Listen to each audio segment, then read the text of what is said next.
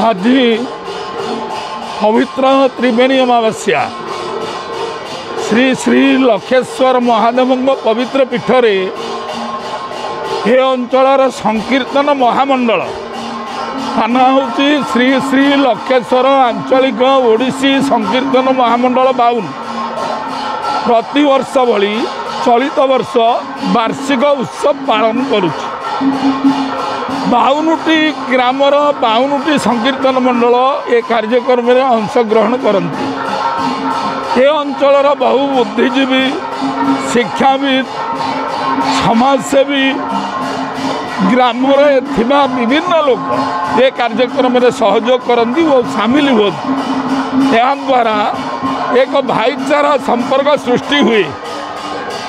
ओडिशार पारंपरिक कला आध्यात्मिक कला ओडिसी संकीर्तन आपण मैंने जानिले खुशी हे।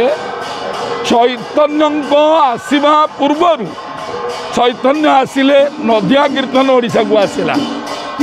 यह हूँ उत्कलीय संस्कृति उत्कलीय ओडिसी संकीर्तन ओडिशार बोली ओडिसी ग्रामांचल आज पर्यंत अच्छी प्रभुर नाम प्रचार करती।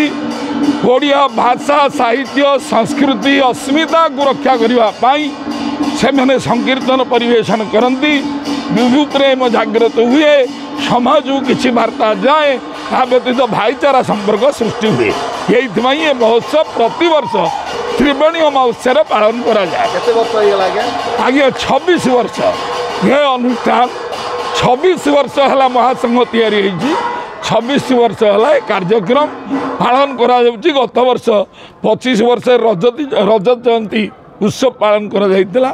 ए वर्ष 26 वर्ष।